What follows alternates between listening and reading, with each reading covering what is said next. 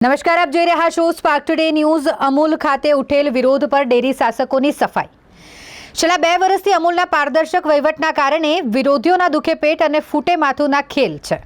વિશ્વવિખ્યાત અમૂલમાં ગત સપ્ટેમ્બરમાં યોજાયેલ સાધારણ સભામાં કેટલાક દૂધ મંડળીના ચેરમેન દ્વારા ઉઠાવેલ વિરોધ અને કરવામાં આવેલ માંગ પરિપૂર્ણ ન થતા આશરે 150 જેટલા દૂધ મંડળીના ચેરમેન દ્વારા અમૂલ ખાતે હોબાળો કરવામાં આવ્યો।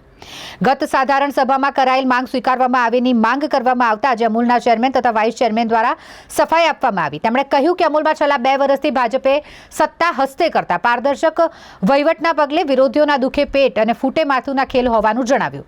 પ્રાપ્ત વિગતો અનુસાર ગત સપ્ટેમ્બરમાં અમૂલ ખાતે યોજાઈ હતી સાધારણ સભા, જેમાં કેટલાક દૂધ મંડળીના ચેરમેન દ્વારા અમૂલમાં ચાલતી ગેરરીતિના આક્ષેપ કરી સરકારી પ્રતિનિધિની નિમણૂક રદ કરવા માટે અને ડેરીમાં દૂધ મંડળીના સભાસદના પરિવારજનને લાયકાત ધરાવતા હોય નોકરી આપવાના તેમજ અમૂલ નિયામક મંડળની ચૂંટણી જનરલ કરવામાં આવેની માંગ કરી હતી, જેના કારણે હોબાળો સર્જાયો। જે બાદ માતરના પૂર્વ ધારાસભ્ય કેસરીસિંહ સોલંકી દ્વારા પણ અમૂલમાં ચાલતી નીતિ પર અંગુલી નિર્દેશ કરી ખાસ સાધારણ સભા બોલાવવામાં આવેની માંગ કરી હતી। તેમ છતાં અમૂલ શાસકો દ્વારા મગનું નામ મરી ન પાડતા આણંદ, મહીસાગર અને ખેડા જિલ્લાના 150 જેટલી દૂધ મંડળીના ચેરમેન દ્વારા અમૂલ ખાતે હોબાળો સર્જી ગત સાધારણ સભામાં કરાયેલ માંગ સ્વીકારવામાં આવેની રજૂઆત કરી હતી। ખાસ સાધારણ સભા બોલાવવામાં આવેની રજૂઆત કરી હતી, જેના પ્રત્યુત્તરમાં અમૂલના ચેરમેન વિપુલ પટેલ તથા વાઇસ ચેરમેન કાંતિભાઈ સોડા દ્વારા કરવામાં આવેલ માંગ પર સફાઈ આપતા જણાવવામાં આવ્યું કે અમૂલમાં સરકારી પ્રતિનિધિની નિમણૂક સરકાર હસ્તક હોય તેમના દ્વારા નિમણૂક કરવામાં આવતી હોય છે। તદુપરાંત આ વર્ષે અમૂલ નિયામક મંડળની ચૂંટણી યોજાવાની હોય, ચૂંટણી વર્ષમાં બ્લોક વાઇઝના બદલે જનરલ ચૂંટણી યોજવામાં આવેની માંગને અગાઉ ગુજરાત હાઈકોર્ટ તથા સુપ્રીમ કોર્ટના નિર્ણયના પગલે સરકાર દ્વારા જ રદ કરવામાં આવી હોય। આગામી જંગ બ્લોક વાઇઝ થશે તેમજ અમૂલમાં દૂધ મંડળીના સભ્યના પરિવાર પૈકીને લાયકાત મુજબ નોકરીની માંગ વિચારાધીન હોવાનું જણાવી ઉઠેલ વિરોધ પાછળ છેલ્લા 2 વર્ષથી અમૂલમાં ભાજપે સત્તા હસ્તે કરી હોય અને વડાપ્રધાન મોદી તથા સહકાર મંત્રી અમિત શાહના વિચાર પ્રેરણાથી પારદર્શક વહીવટ થતો હોય અને પશુપાલકોને મહત્તમ લાભ, સુવિધા અને નવા પ્રોજેક્ટ હાથ ધરવામાં આવી રહ્યા હોવા ઉપરાંત અમેરિકા બાદ સ્પેન તથા દુબઈ ખાતે અમૂલ દૂધ અને દૂધની બનાવટો પહોંચશેના પગલે તેમણે દુખે પેટ ફૂટે માથુંના ખેલ થતા હોવાના અંગુલી નિર્દેશ કરવામાં આવ્યું હોવાનું જણાવ્યું છે। વિવાદની વાત કરો તો વિવાદ તો આવવાના, કોઈને પસંદ પડે વહીવટ, કોઈને ના પસંદ પડે, એટલે વિવાદ તો આવવાના।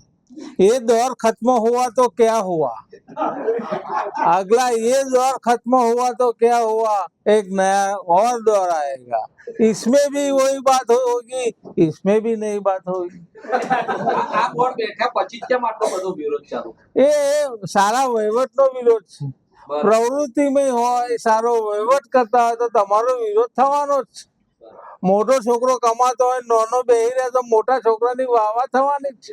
એટલે આ વિરોધ નહીં, અમારી વાહવા છે। અમે એને વાહવા રૂપી જોઈએ છે, એટલે તમને એને વિરોધ રૂપી જોવો છો।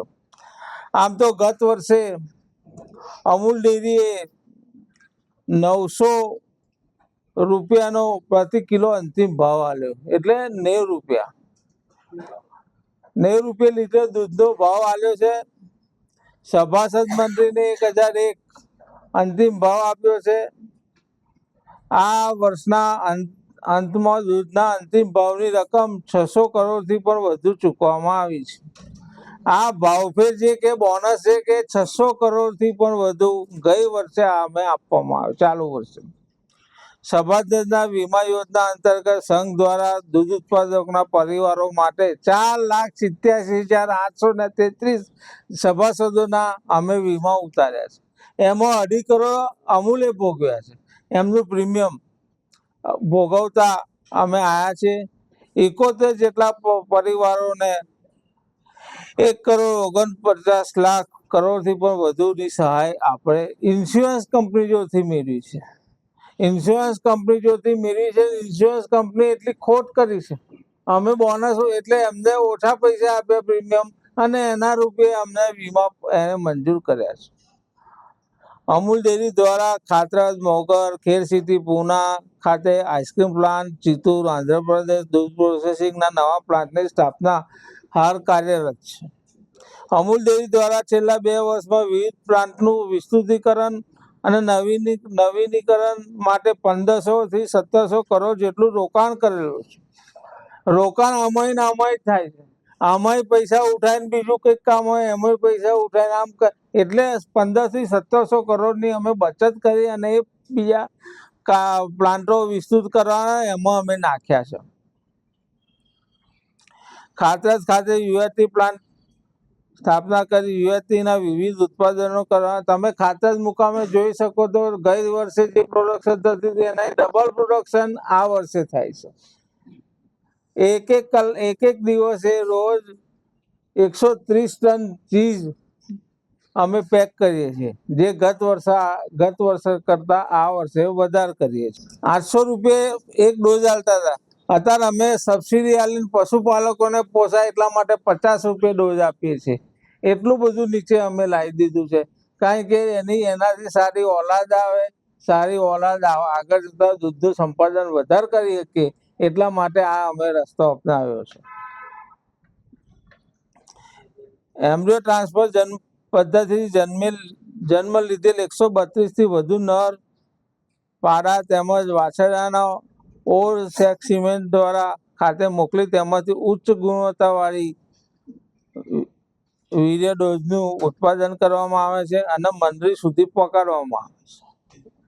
અમારે ઓળ ખાતે, મોગર ખાતે સેક્સ સિમેન્ટની પદ્ધતિ અપનાવી છે અને એ ગુજરાતમાં કોઈ નહીં અપનાવી. તમે તપાસ કરી શકો છો, તમે એકબીજાના પ્રેસમાં મળી શકો છો, કોઈ મોટા ફંક્શનમાં પ્રેસમાં મળશો તો તમારે બે ઘડી આ પ્રશ્ન પૂછવાનો કે અમારા અમૂલવાળા આવું કહે છે, તમારા વાળા બરાબર છે કે નહીં. ના હોય તો અહીં ફરી આવજો, તમે અમને પ્રેસ કરજો. અમે પ્રેસ આજે બોલાય છે, તમે અમને બોલાવજો, અમે એ બધા વચ્ચે જવાબ આપીશું. એટલું સક્ષમતાથી અમે કામ કરી રહ્યા છું. અમૂલ ડેરી દ્વારા NDDB તેમજ GCMMના સહયોગથી જીનોમિક સિલેક્શન પ્રોજેક્ટ પણ અમલ કરવામાં આવે છે. અંતર્ગત 2800 થી વધુ પશુઓના 40 થી વધુ દૂધ મંડળીઓમાં મિલ્ક રેકોર્ડિંગ કાર્ય ચાલુ છે. અમૂલ ડેરી દ્વારા ડિજિટલ મોનિટરિંગ બેલ્ટના ટેકનોલોજી પણ ફિલ્ડમાં અમલીકરણ થયેલ છે અને જેને વધુ કારગર બનાવવામાં આવે છે. હવે ભેંસોમાં પણ ટેકનોલોજીનો ઉપયોગ કરવામાં આવે છે, જેથી સભાસદ ગાય કે ભેંસ વેતરમાં આવે તે પહેલા તેમજ બીમાર થાય એ પહેલા જાણ થઈ જાય છે. વેતરે આવી હોય તો જાણ થાય, હિટમાં આવી હોય તો જાણ થાય અને બીમાર પડે તો એ પશુ અમને પહેલી જાણ થાય છે.